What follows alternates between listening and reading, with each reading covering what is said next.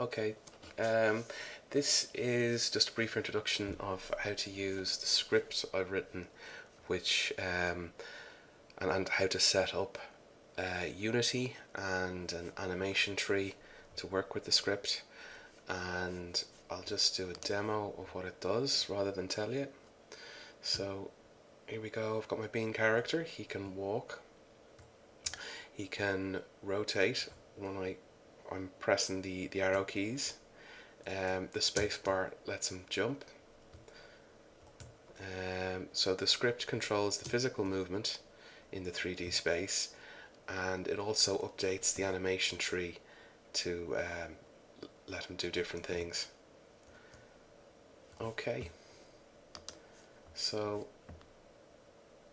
I guess the first thing to do is to get from Maya to Unity. Now here we go. I've put all my animations into one file. When I import them, I'll cut them up and there'll be little individual animations. Everything should be on the spot. So I did move him just so I could see the jump animation working. So I don't need these jump keys. Delete. Okay. So now he's jumping on the spot. That's great.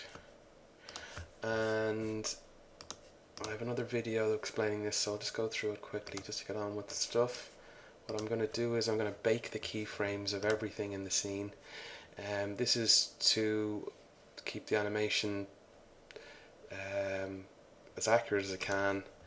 It's not the best way of doing things, but it also gets rid of any errors we might have where some of the curves might be set to infinity, and there's lots of other little things that Unity will be angry about. So all Unity wants to see is the rotation, the position and the scale of the bones involved. It doesn't care about the rigs, it doesn't care about the IK. So if we have all that stuff baked, Unity will be much happier. It's going to make for a much larger file size, but we have the room. We're just only doing one character animation. It's not a AAA game here. There's plenty of space to do it. And you can look up better ways once you've gotten the hang of getting one character working. Okay, so I've opened the hypergraph. I've selected everything, and now I'm going to go into keys and I'm going to go bake simulation.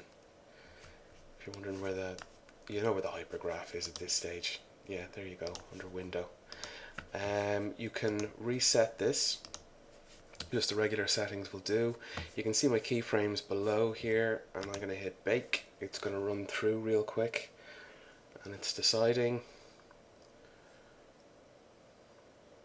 and boom. Okay, and suddenly I'll have lots of keyframes. There we go. Okay, we're good to go. Now the next thing, I don't need to take in everything. Unity doesn't need to see the rig. It's no interest in my distance references for my squash and stretch. The FK and IK, we're just driving the arms. They can go. The arms are still there. Master controller and everything got to do with it, gone. What's my cylinder plane? Now I should rename that. Just cylinder plane. Just a pole. Okay, Apple A. Let's call it pole. Okay. Now my feet have been detached, and that's because of the squash and stretch on the legs, and Unity doesn't understand, and it'll inherit the hierarchy. So I've detached them and then point constrained them. So you might have some floating bones. That's okay, I'll show you how to deal with it when we get in there. That's everything I want. Edit, and I have my recording in the way. Okay, edit, select hierarchies. That's all the stuff I want, and I'm going to go File, Export Selected, if I can find it. Export Selection, there we go. And Edit. I'm going to hit Reset Settings. The general settings will be fine, the default ones. Okay, export selection. Now I know where my Unity folder is, so I'm going to put it in there. Assets. Now you should make an animation folder. I already have a test one in there, so this guy is going to be Bean02, because I've already got one. And I want to export an FBX. Okay. Again, the default settings here are just fine. Options, default file extensions. Okay. Export selection. Having a think, got a couple of warnings about constraints. I don't really care, they should be baked now, so that shouldn't be a worry. Okay, now let's go over to Unity and see how angry it is. In the console window here, okay, I assume at this point you've had a bit of an introduction to Unity. The console window will set up warnings, and you can see I've got one here already. And it's only a caution, it's yellow. I'm not going to worry about it. If it was red are the ones you got to worry about in here. Red means it'll actually stop the game from playing properly. Yellows are just cautions, you know, don't do this, or you have no normal map and a normal map shader kind of thing. You can mostly skip over them, but if they are repeating when you hit play, you really want to have a look and try and fix them. So we'll go and we'll get a new scene. I'm sure I'll save that. Okay, and now I want to, my setup might be a little bit different to yours, but you can see this is the project window. The project window is basically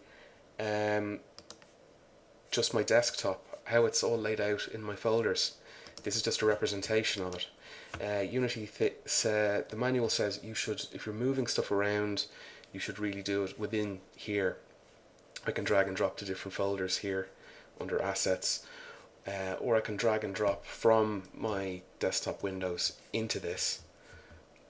If I'm importing images, animation, or anything. Oh dear, okay, he does not look good. Does not look healthy at all.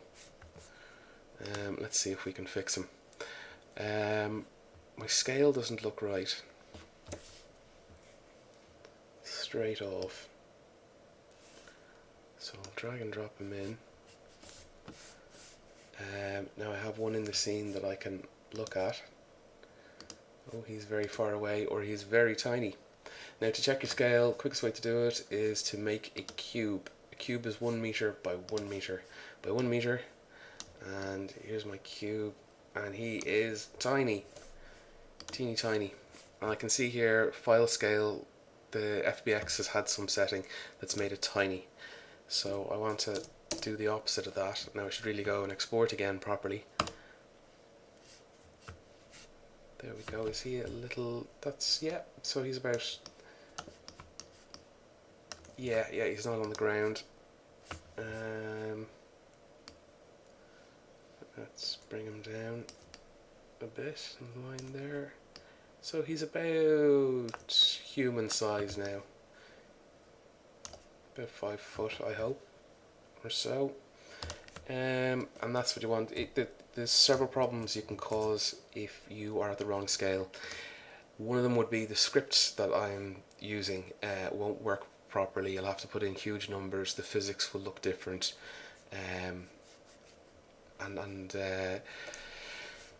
there's plenty of other things got to do with rendering and particle systems that all depend on things being the right size. So it is worth doing now and saving yourself a headache later. The best way to do it, do not scale him in here. That could be a bad idea. You can actually just come back out here to your import animation and use the scale factor on his import. Otherwise you'll be dealing again with big numbers, you'll change everything in the hierarchy, it'll cause more problems later on. Okay, so I think everything else on this page is good enough. I'm going to go to a humanoid rig and I need to configure. So yeah, I'll save, and it's going to ask me to call this scene something, and this is test 02. I'm pretty sure I've got a test 01. I'll save that straight into my assets. Unapplied import, apply. Okay. Right, so I'm having some weirdness with the feet straight away, and my feet aren't part of the hierarchy, so it's not seeing them. When we get down here, toes, there's none, and I want my left foot, my toes here, and it's angry, it's giving out saying he's not part of the hierarchy, but tough, he is now. I'm ignoring these just to get my animation working correctly, and apply. So Unity is really good at kind of figuring out from your name conventions, if you've done them correctly, what and where everything should be. So if it hasn't, you're going to be dragging and dropping your bones here to put them in the right place. And I am done. Using the avatar system, later on I can make masks which can block off parts of animations, and I can have other ones blending in. It can also, you can transfer animations from anything with an avatar to anything else with an avatar. It kind of evens the playing field. They're very handy, and there's a few other cool features you can do with it too. So I highly recommend taking this route. If you're having huge problems, you can go ahead and go generic or legacy, and it'll just take in the animation as it's just an animation. Okay, next bit. Errors. Okay, I'm going to ignore that for now. And I have made a text file already to see how I cut things up. Let's see if he plays okay. Okay, he's walking okay. He's having a look. He's having a jump. Taking, yeah, nothing too weird going on there. Now I need to chop this up. And the first part that I want is going to be the walk cycle. So walk. I'm going to call it O2 just so I know, because I'm pretty sure I've got a walk cycle there already. And that takes place from frame 1 and it ends on frame 24. Okay. And not 126. Why is it saying 126? Is it because I need to apply? It is. Okay. The next one is, I don't need to turn left. I'm going to go for jump, and I've broken up my jump, and it's for a few reasons. And this is going to be jump, take off. Because if he falls off a cliff or something, I want the descend animation to happen, so I don't want it all in one. I've broken it up. Or if he hits the ground early, I want the land animation to happen. So the takeoff goes from 63 to 70, and I'll apply. And one thing I forgot there on my walk cycle, that is definitely going to want to loop. So in my animation tree it'll automatically loop. If I don't have that on, it'll just end and stay on the last frame until a parameter is changed to go to something different on the animation tree. We'll see that working soon. And the next part is jump, ascend. I've broken up my jump too much. I'm going to stick with what I've done though. You don't probably 2 to 3 pieces. I've gone for 4, and this is 70 to 80. Don't need to loop that, and I'll apply. And the next one is jump. You mightn't actually want to have a jump. That's fine. You can skip this bit. There's a thing in my scripts that you can just switch jumping off altogether. 80 to 90, apply, and lastly jump, landing, and landing is 90 to 100, apply. You can see there on the timeline where they're getting cut up. I just want one last one, which is taking the item off his back, which is the pole. So take item off and call this one O2.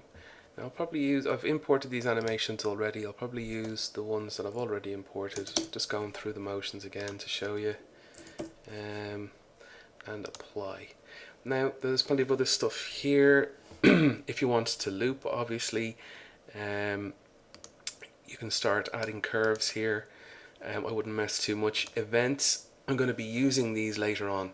An event is a piece of code that you want to happen at a certain point in the animation, and I'll be using them in the idle loop later to determine how long he's been idle, and if it's been long enough we can go and do a bonus little idle animation instead, or it can pick randomly from a list of them, and little things like that. Even the reparenting of the pole from the back to his hand, that'll be an event that we're going to add in here as well. And masks, okay, masks are set up from the avatar I've just made.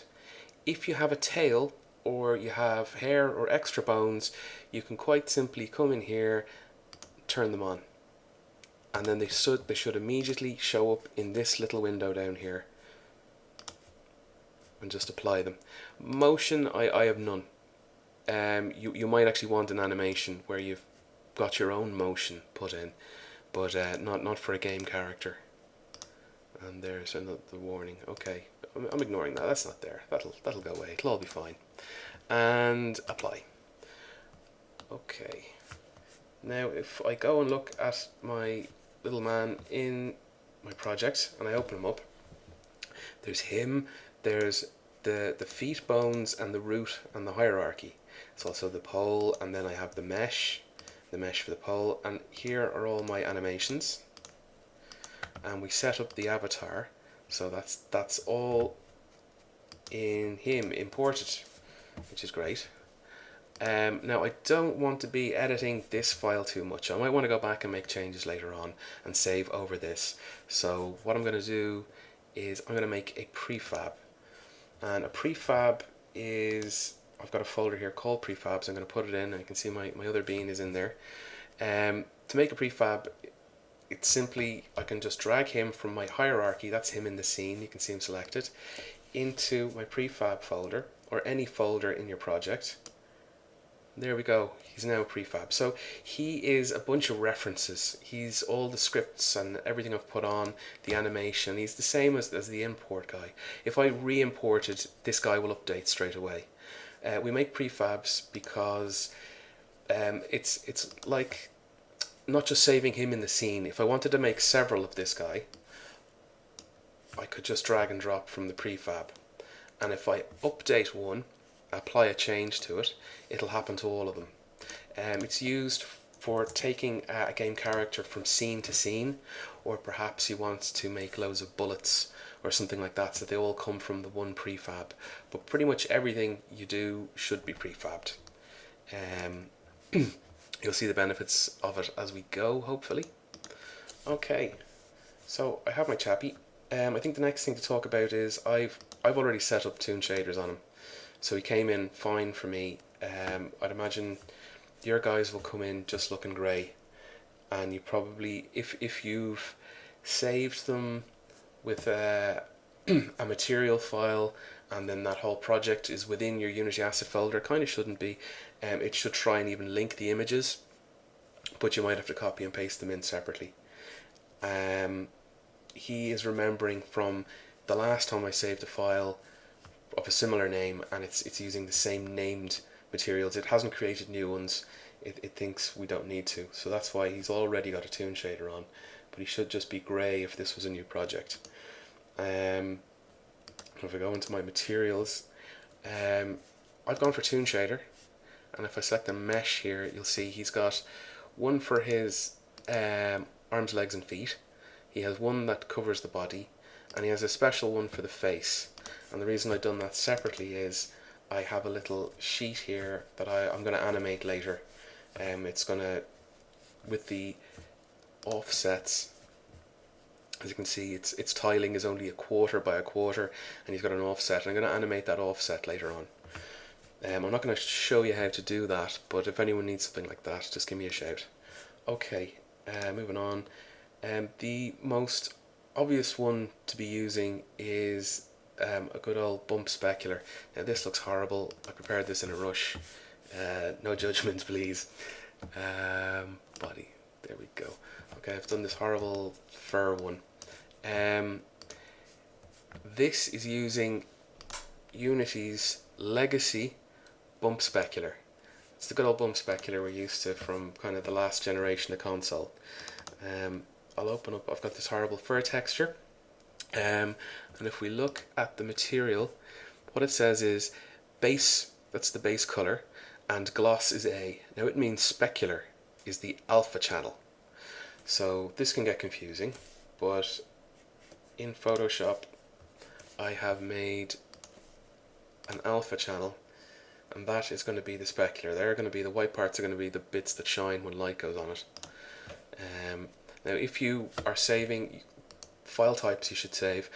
.psd is fine, you'll get away with it, but you don't want a huge big file. Unity takes PSDs, which is great.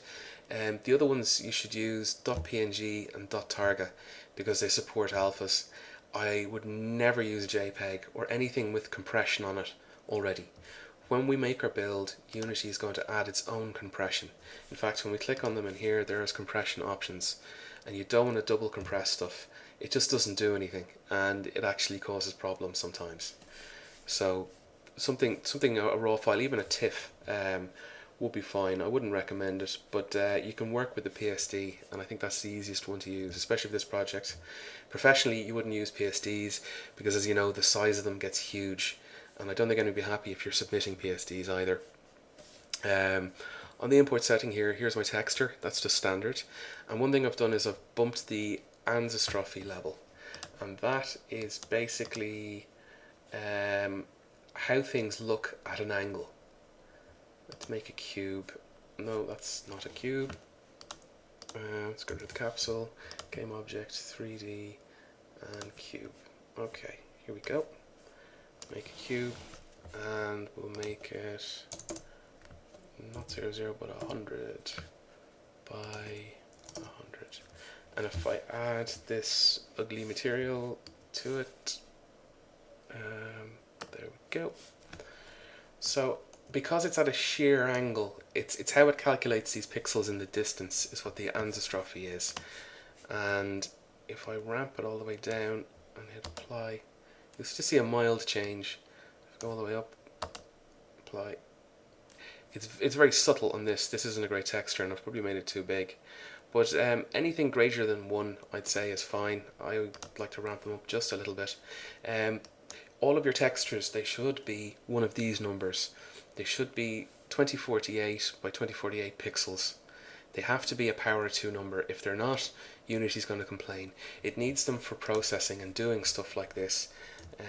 If stuff is far away or close, or it's just, that's the way things is. You can't change that. So if you're in doubt, you can come in and click, and you can see the numbers that it'll accept. The max size is 8194. Now they have to be square as well. Those, it has to be, I think it'll accept rectangular stuff, but I know that does cause, the rectangle would have to be 2048 by 4096. It would still have to have the by power of 2 numbers. That can cause problems when exporting to mobile and certain platforms. I'd steer clear of it if you can. I am gonna just briefly talk about what the artists should really be using is the standard shader. Did I make one? I didn't really. And it's any material that you make new, it generally comes with the standard.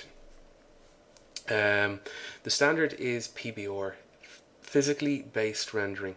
It can get quite complicated, and I'm not going to go into loads of detail about it here, but you you need an albedo, which is just a color map, metallic, which is not necessarily meaning metal, but how shiny a surface is, how organic it is and rough, or how shiny, and a smoothness map. Now, on other platforms, this can be called a roughness map, and it's treated slightly different. Normal maps are the same, but I would never put a specular map from another program into the metallic or smoothness. It will not give you the same result. Height, normal map, I'm sure you know they work at this point. RGB is equivalent to XYZ, and it's a per pixel calculation, which sounds posh, but it's expensive. And it gets the angle of the normal, and then it adds on the RGB value as if it was XYZ, and it's just a fake lighting effect. It doesn't actually add any more geometry or anything to fake the shape. Where were we? Let's go back. So normal map will work regularly from anything else. Height map is a black and white map, and it'll draw stuff 1 pixel closer to the camera. Occlusion, it'll kind of pre-bake and give you a lovely nice effect. In fact, let's just go and have a look at something else with this done already. What do I have? We have Substance open. Okay, this is where I made my maps for this helicopter, and when I was done, I'm not going to go into the detail of how I done all that. I go, oh, my recording's in the way again. Export textures, and in my configuration you can see here that they've got automatically ones for stuff like CryEngine, Dota and Unity standard shaders.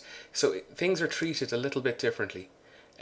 Some have smoothness maps, some have roughness maps, and there is a workflow for PBR specular as well. I'll show you the result here of that when I got it into Unity. Now, PBR as well, you're going to need to have a high dynamic range background. Again, that's stuff I'm not going to get completely into, and you can see it changes and updates the reflection with the high dynamic range background, or even if I change the floor. So you're also going to need a reflection probe, which is like a 6-sided camera, and the resolution of that should be very low. So you also have to figure out if you want to update that regularly, you want to bake that, or have it in real time and have it a child of something. Anyway, that's all getting complicated. Let's just go back to this. I'm going to close this, and I'm going to go back to my Toon shader, and I'm going to tell you about that.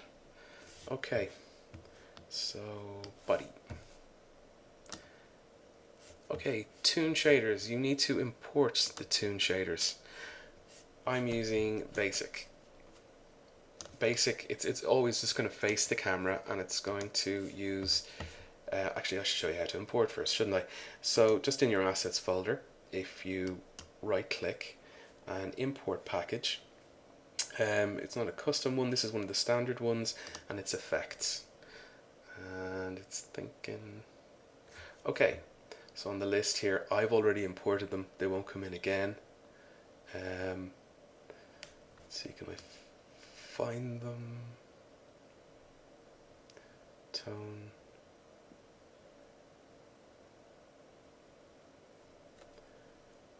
Toon. So these are the only ones ticked on here, and here are the actual shaders. Okay, so if I import, that is actually doing something. I am importing something, but it won't double import them if they're already in there. Now there should be an option from your drop down shaders. You can see Toon there. There's basic, lit, and there's outlined. I'm using a light here. Let's see how we do look when we are, let's go for the body and get a better result. Toon, lit. Okay, that is ugly. So it's pointing in the direction of the light, and my setup for my Toon Shader cube map isn't right for this, so it's quite an ugly result. But you can use lights to do this. I am not, for the effect that I want to achieve.